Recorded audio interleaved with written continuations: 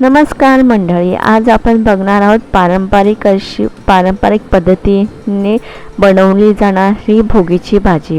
भोगीची भाजी ही बाजरीच्या भाकरीबरोबर खूप छान लागते.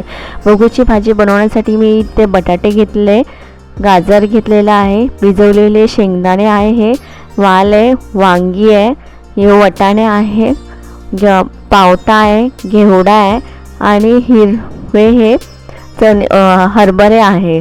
आणि सर्वात स्पेशल म्हणजे आजच्या भाजीला टेस्ट येणार आहे ही या तिळामुळे.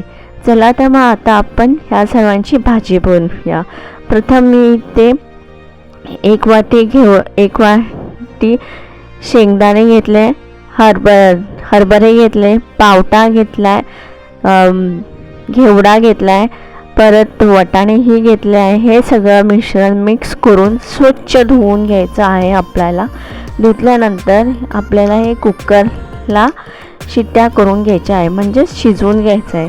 हे आपल्याला मिश्रण चांगल्याच प्रकारे शिजवून घ्यायचं. त्याचबरोबर याच्यात आपण बटाटेही उकडून घेणार आहोत. बघा, यात गरजेप्रमाणे पाणी टाकायचं आहे. पाणी टाकून थोडंसं मीठही ॲड करायचं आहे. आपल्याला हे शिजवून घ्यायचं आहे.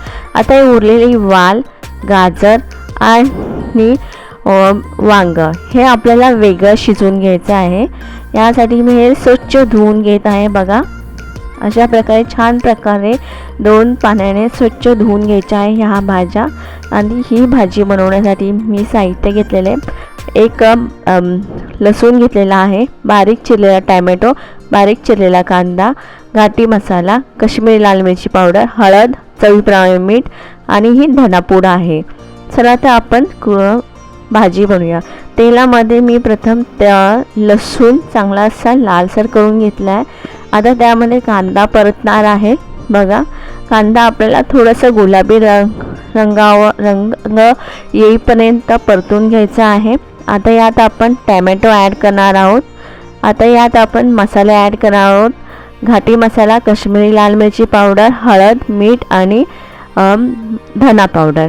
बघा, व्यवस्थितरित्या आपल्याला हे मसाले शिजवून घ्यायचे आहे, परतून घ्यायचे आहे. आता यामध्ये आपण ह्या ज्या भाज्या वेगळ्या काढून ठेवल्या होत्या त्या ॲड करणार आहे. बघा, वालपापडी, वांग आणि गाजर ह्या भाज्या आधी शिजवून घ्यायच्या आहे वेगळ्या.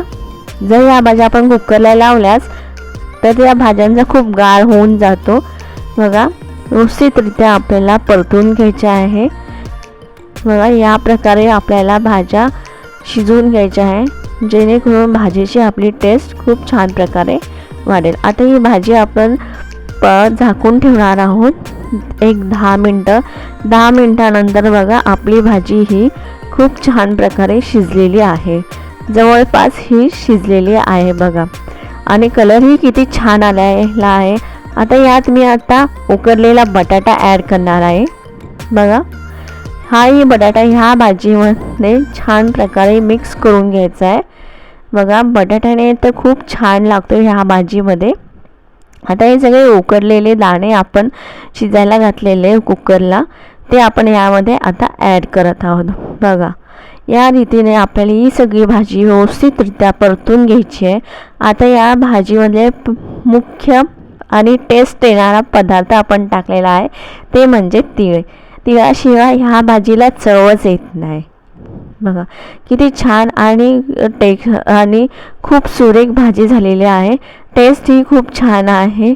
चला तर मंडळी, तुम्हीही जेवायला या आणि पटापट लाईक आणि शेअर कमेंट करा.